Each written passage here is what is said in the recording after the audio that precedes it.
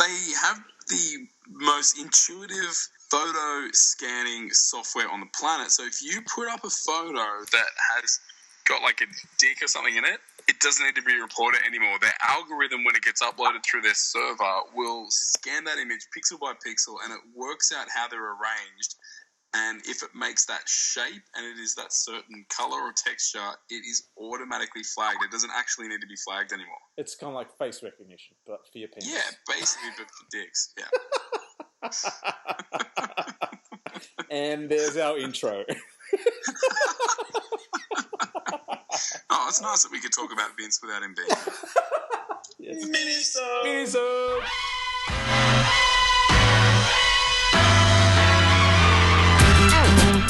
Watch out! Here it comes. Watch out! Here it comes. Watch out! Here it comes. Watch out! Alright, well, I figured no Vince tonight. We wanted to shoot the breeze about all the happenings on the regular show, so why not bring in a special guest for our minisode? So, on the horn, we have Luke Williams. I'm going to buzz him in a sec, and we're going to talk to him shop. Buzz the young buck in. Yeah. What's happening, Luke? What's up?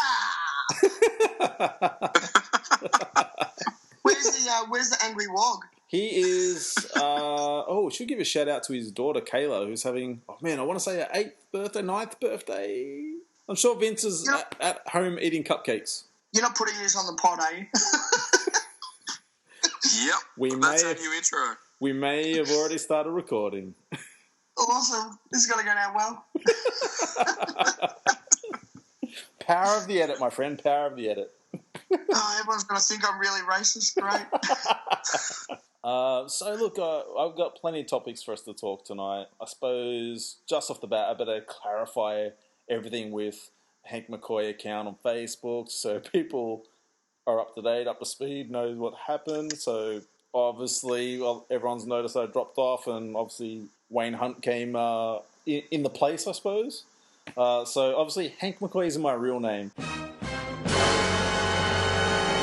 What? Yeah, I know, right? It's like, I thought people had figured that out, but... The lie, the deceit. The deceit, the lies.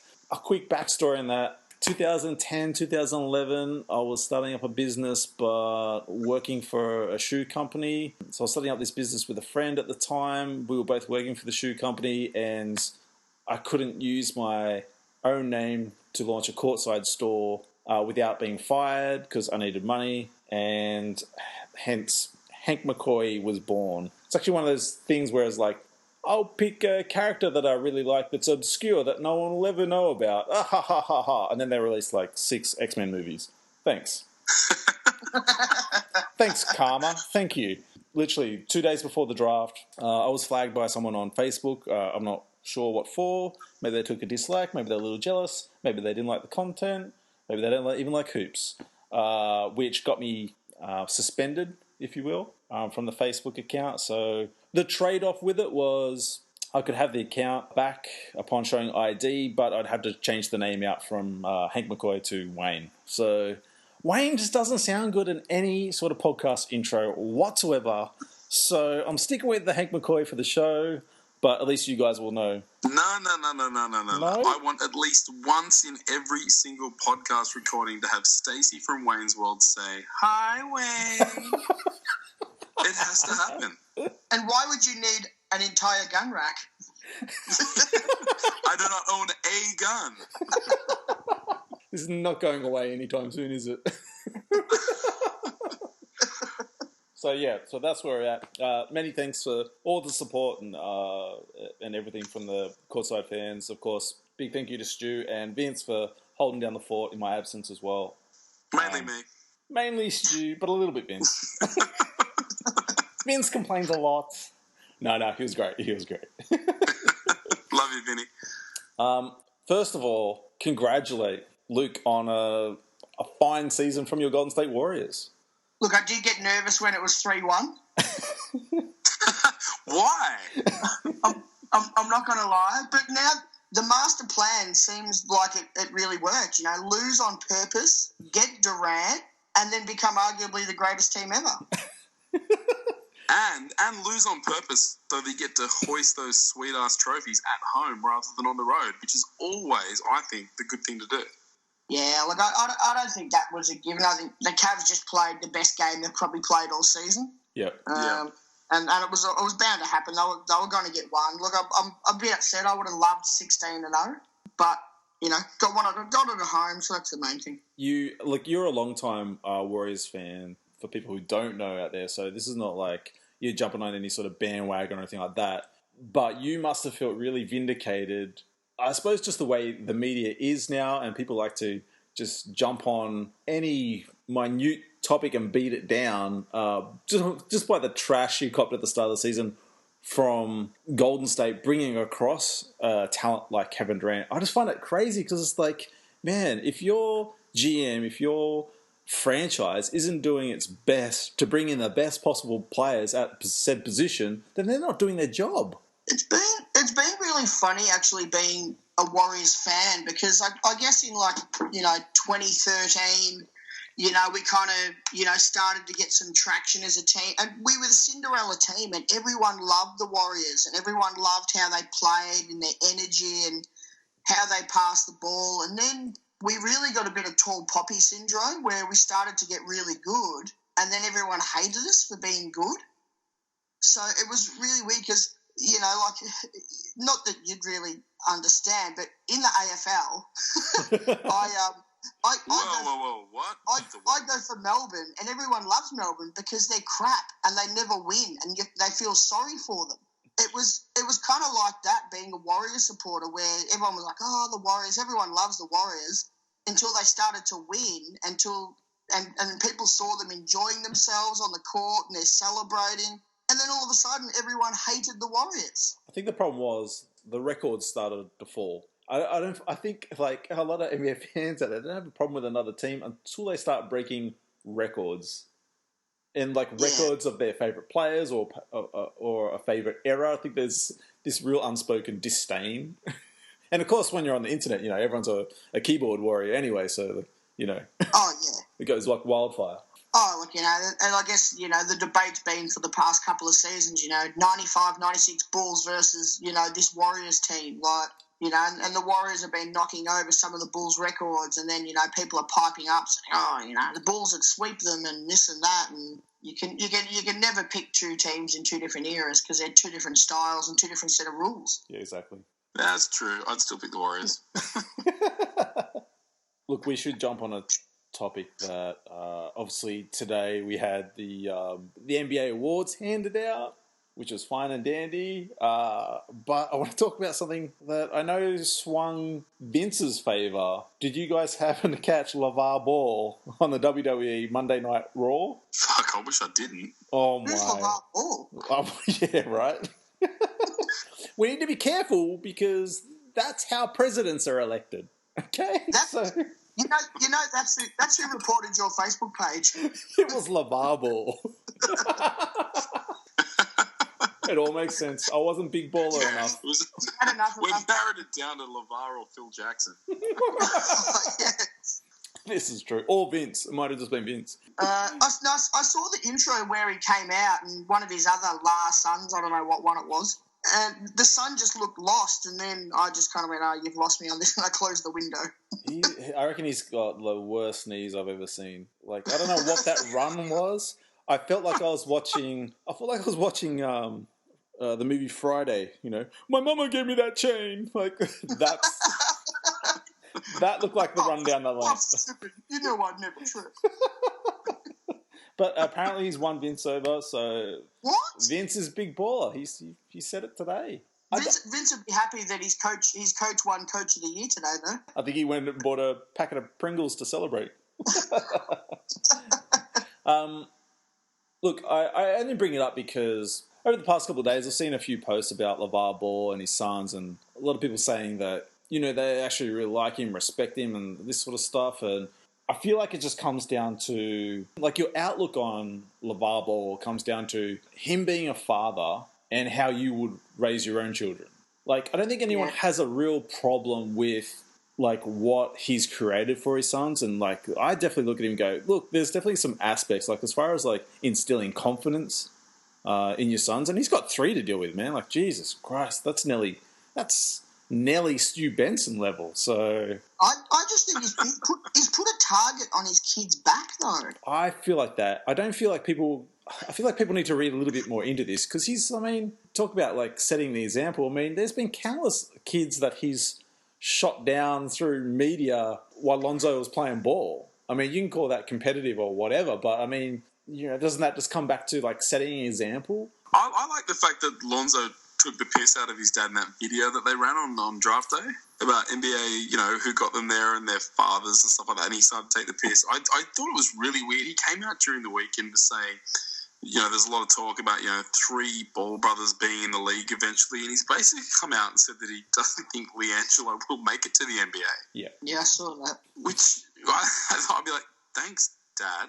It was a weird thing to say, but I don't know. I mean, look, this is somebody who's obviously tried to steer the path of his children from a very, very young age. I actually think, I wonder if LeBron's being like that with his boys, just low-key, or Dwayne Wade's being like that low-key with his boys, and I genuinely don't think they would be. So, I mean, maybe he willed some kids who may not have otherwise gotten there, and, for that, I mean, he's one of his 3 sons. I mean, he's 33% of the way there to making them, elite NBA basketball players. So I can't begrudge it. I just fucking hope, as a Laker fan, he sort of recedes into the background a little bit and lets his kid just become whatever he'll become. Yeah, I agree with what you're saying, Stu. I think it's great that he's got his son's back and he's put so much. He's put Lonzo's life into obviously getting into the NBA, and I think it's great. But I think the hard thing is the amount of smack he's talked. He's actually going to make it hard on his son. Because you don't think Steph Curry is going to come out next season and crush Ball. Oh, 100%. His dad saying, put Steph Curry on UCLA and they wouldn't make the Final Four. Like, put Steph Curry on UCLA now, they'd score 150. And the dad saying he'd beat Michael Jordan one-on-one. And the hard thing is, and Lonzo seems like a really nice kid. Like, he's not really loud and brash, but his dad's just put this huge target on his back because players are going to want to kill this kid because of what his dad's doing. John Wall's already been said through the media that he's already got this kid's already got this target on his back. Like players are coming after him next year when he hits the league. Like for sure. I don't think he understands that, and maybe other NBA fans don't understand either, that players talk to players, man. Yeah. Word gets around. I mean, the NBA really is like a tight-knit family. Like, it really is. Man, they're tweeting each other. You got Embiid and Simmons tweeting about how they're going to get this kid. Yeah, I saw that. That was quite funny.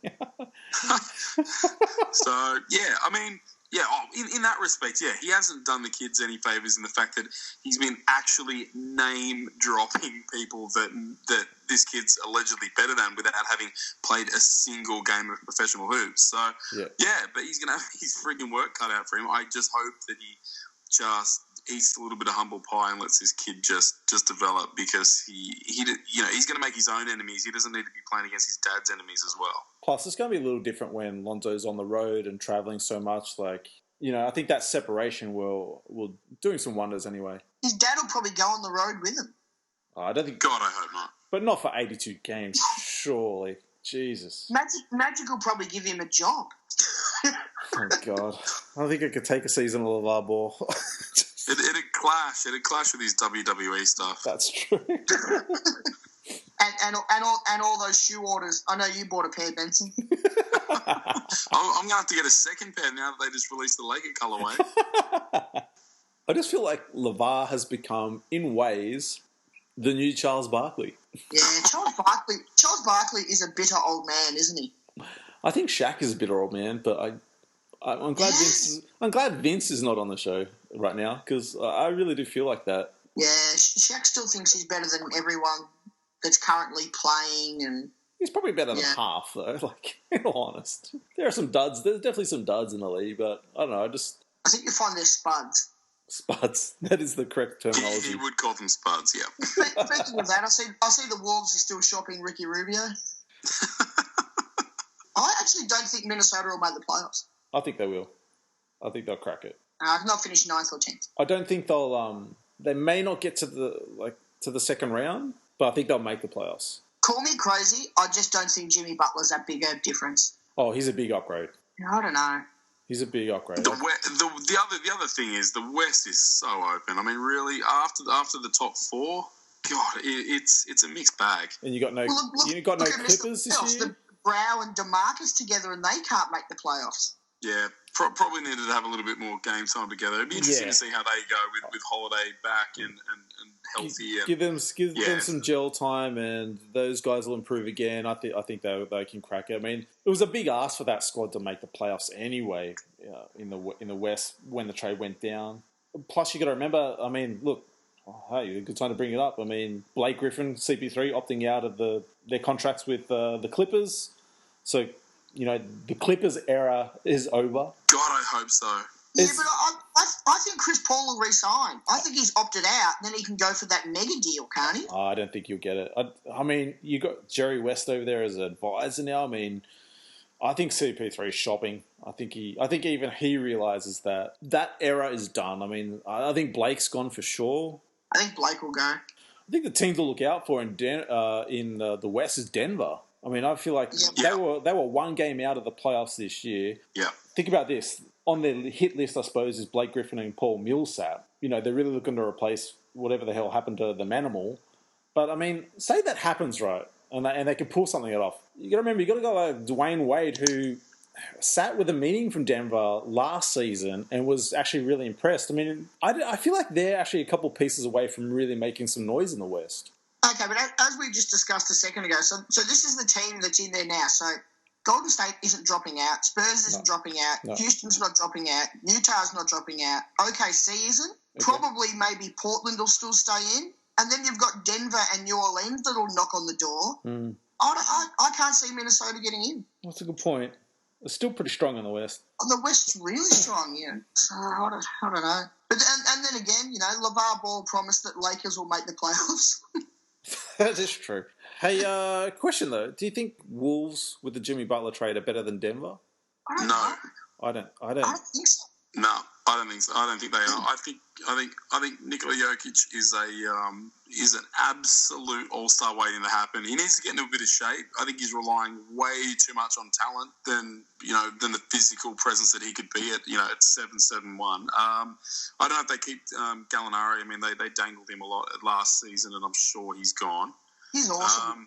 He's great. But look, honestly, a couple of trades away. I mean, I think Moutier is probably trade bait as well. I think he's in the doghouse, and they relied so much on the steady hand of Jameer Nielsen last season. Which is crazy. I mean, what is it? Friggin' 2009? But he played so well. Like, it's... I know. I don't even...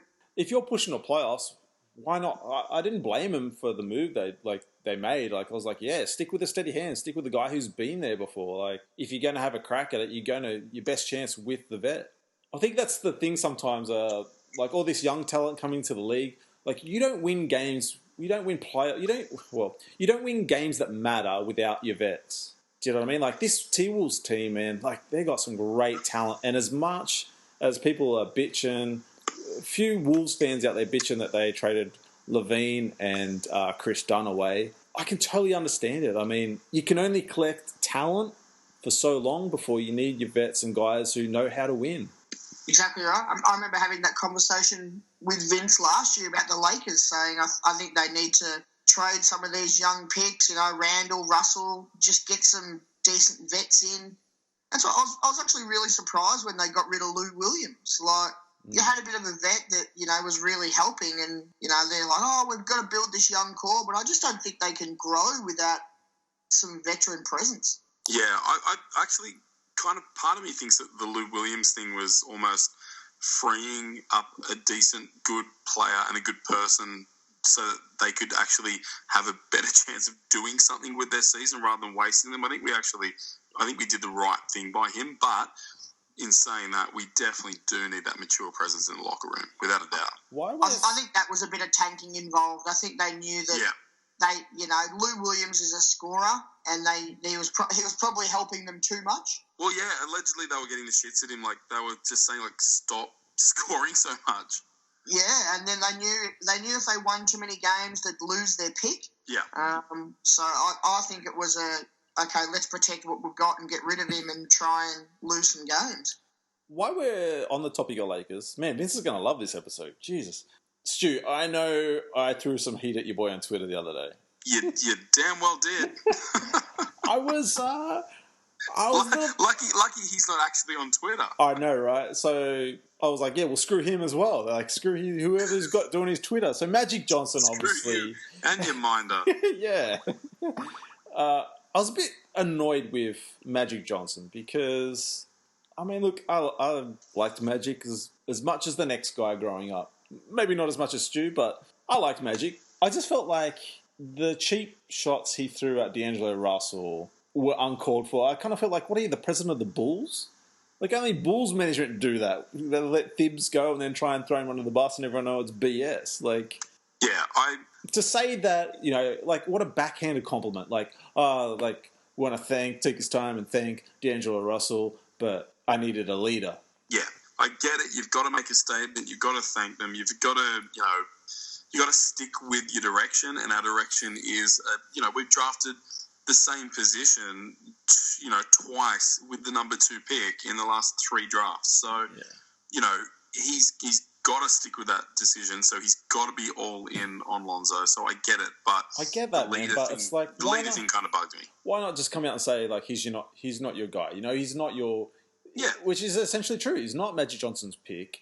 You know, the quote was, he has the talent to be an all-star. We want to thank him for what he did for us, but what I needed was a leader. I needed somebody also that can make the other players better and also that players want to play with. I just feel like, man, you've thrown him, you backhand complimented him and then thrown him under the bus 3 times. Like, I understand the shit stain was left for D'Angelo's Snapchat with Nick Young. But I feel like at least the second half of the season they put that behind them and were playing together and gelling quite well. I mean, that's not the way the Lakers president should be acting. And I really feel bad for D'Angelo for it. I feel like he's got this bad rep behind him now going into Brooklyn. I mean, they booed him at the big 3 game. Like, I think the snitching thing is pretty hard for him to be to shake anyway. I mean, whether or not the players forgive him is one thing, but I think fans won't forget it. But that was his greatest assist of the season. I mean, he got Nick Young to get rid of it years earlier. I mean, that was his best play of the year. I like Rio. I don't know why you wouldn't. Why wouldn't you keep him around as a shooting guard anyway? Well, that was the big sell, right? I mean, like the idea, I suppose. I don't know. I mean, maybe it was just a fan theory that playing them 2 side by side. I mean, we spoke on the show not so long ago about D'Angelo proving the point when Walton switched him to the 2. So it's not as if it was an out of thin air theory. Like, it was almost proven. I think it was a big picture move. He's not a pure point. We all know that, and there's more scoring coming, so there wouldn't be enough ball for him. I just think we needed him to be the point guard of the future, and he's not a point guard, so we drafted one. But now who's your shooting guard? Who are you getting all your perimeter shooting off? Jordan Clarkson. Well, Clarkson, Paul George, and LeBron James next season. I don't know if you've seen, but Lonzo Ball's jump shot is uglier than Rosie O'Donnell. But it goes in. Does it? Yeah, have you seen the highlight of all the bricks? Oh yeah, but you can go get a highlight reel of Steph bricks if you want. I mean, you've just got to search long enough. Searching for a while. Yeah. Oh look, I don't know. I don't get it. I don't think Magic's great. I'm putting my hand up and saying it. I think he'll mess things up for you. Is it the HIV thing? No. Just interesting stuff. I think Ingram's going to be a flop. Oh, mate, give me on behalf of Vince, give me a spell. Well, look, obviously... I don't know. I think D'Angelo Russell will be a better player. And Vince knows how much I dislike D'Angelo Russell. I think he would be a better player long term than Ingram will be. Oh, whoa. Yep. Wow, okay. Big call. Yep. Right. I don't know. I kind of want to see what... According to him, he has ice in the veins. This is true. This is true. And Ingram weighs about 11 kilos wet, so he's got to have... He's bulked up. He's up to 30. He's going to have to get on the juice in the off-season massively. We'll break from Laker talk because I have to talk Lakers with Vince all the time. Can we talk Memphis? No, there's nothing to talk about. Yes, there is, because I really want Vince Carter to go to the Warriors and win a chip. We'll get to that. We'll get that in a second. The only thing that needs to happen in Memphis is us to unload Chandler Parsons. That's all I want in life now. That's my goal. And when that day happens, I'll be a very happy man. I don't know. I think he's like herpes. It's not always visible, but he's always going to be there. Oh, Jesus. Jesus. It is true. I might as well just get a Chandler Parsons tattoo now. No.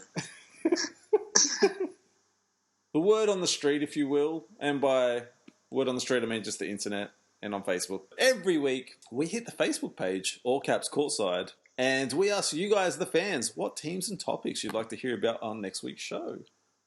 We've got a gazillion. The magic touch of Stu Benson has pulled everyone in, so we've got a ton of questions to get through, so we're going to jump into them right now. Stu, you officially have this job every week. Awesome. Thanks. No pressure. My magic touch will pull everyone, apparently. Yeah. That sounded really bad. It sounded really bad. Or did it?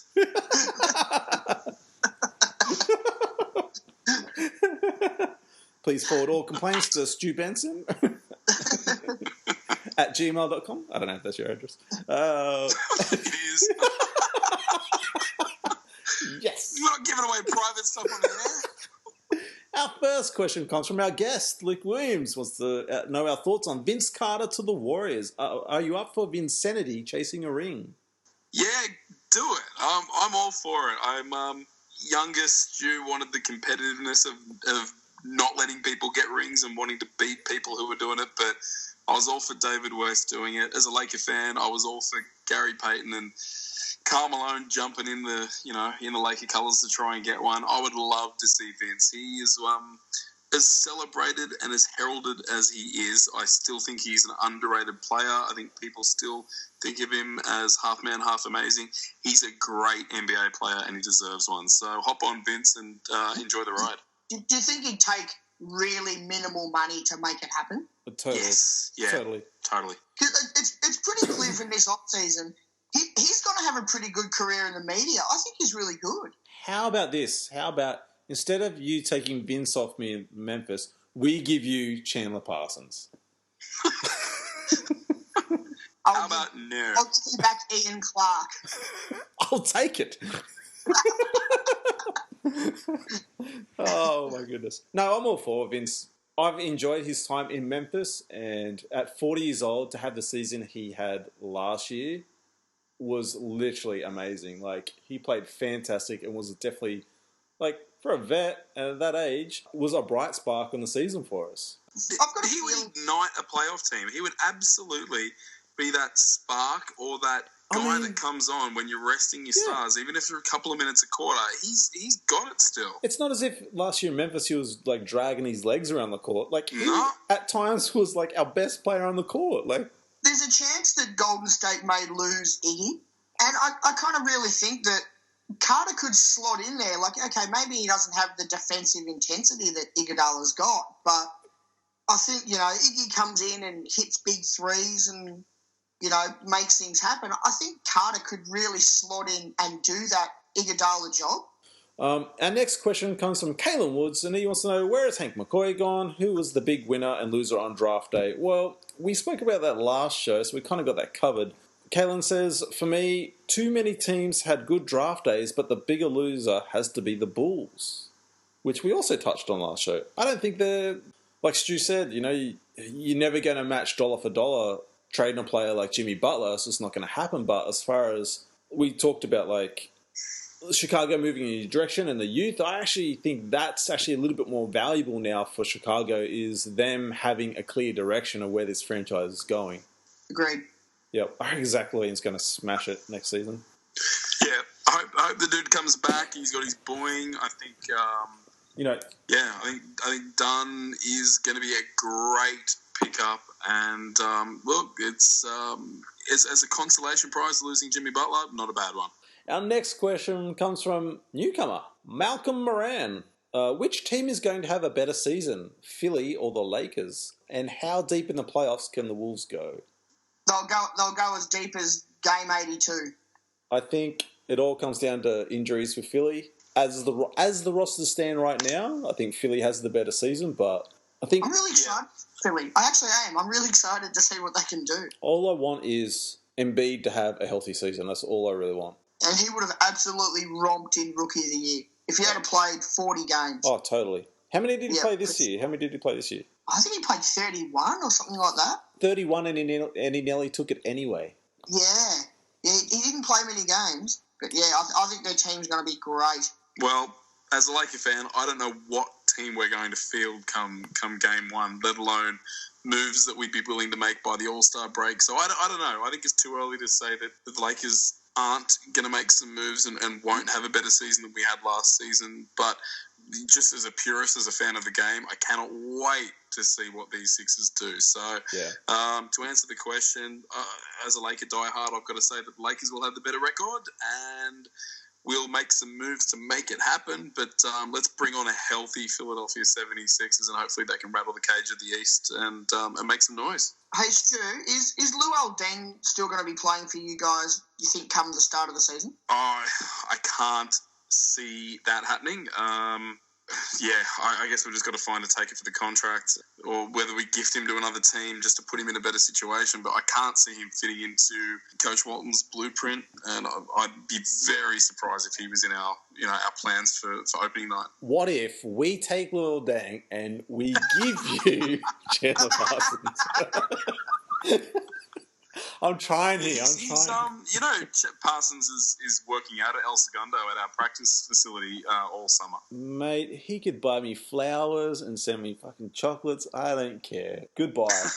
Goodbye. Oh my goodness. Our next question comes from, actually, a little bit of an announcement. Brenton Cunningham, Courtside Faithful, a long-time listener, is taking over the Twitter handle for Courtside. So at the end of this week, he'll be getting the account and free reign. So congratulations, Brenton, and thanks for helping out with the team. His question is... Yeah, buddy. His question is, rest in peace, Hank McCoy. We'll miss your blue face. Is the NBL now considered just as good as college for NBA rookies looking to get drafted? Fucking great question. No. Not as good as college. There's my answer. No, but I sort of see where the question's alluding to. I mean, obviously, just the volume of players that jump from college to the NBA, we can't really compete with that just because that's the natural progression at the moment. But I would say this is definitely a lot better. It's still not going to be what Europe is because at the end of the day, as professionals, they only have a small window to go out and play and make money. And the truth is that we don't pay enough in this country to try to train these players. And basketball's a business at the end of the day. They're not young kids playing for the fun of it. This is what they do for a living. And we just don't have the audience to pay big money. So they go to Europe and they get paid a lot more money. I think even the Chinese league pays more than the NBL. Yeah. The Chinese league's the second best paid league in the world after the NBA. But it's too late. We missed our window. We had probably 8 years of it, and we missed it. And Adam Silver is onto it, and the age limit is going to go back down, and they're going to be able to skip college. He's onto it, and he knows that he's going to be missing marketable, sellable commodities that put bums on seats, and he's going to be losing them to international leagues if he doesn't do something about one and done. And he's going to drop the age limit because he's a really smart dude. So I think we missed our window. Yeah, I agree. Yeah, I agree. Sorry. There's always chatter, especially in the NBL. There's always chatter. Like I always see on forums and people talk about it. Oh, I can't believe the NBA hasn't bought out any games to Australia. The truth is, we're just a very, very small market. You know, they possibly can't really make any money out of Australia. I do think we will be a bit more of a destination for undrafted players, but I don't think we'll be that college loop, that sort of avoidance like the like the Brandon Jennings over to China and that sort of stuff. I think that ship has sailed. I always look at it as like the NBL. I mean, I don't think our league, the talent level, is anything to be scoffed at as far as like just on an international level, especially at recent times. I mean, geez, we had another number one pick last year.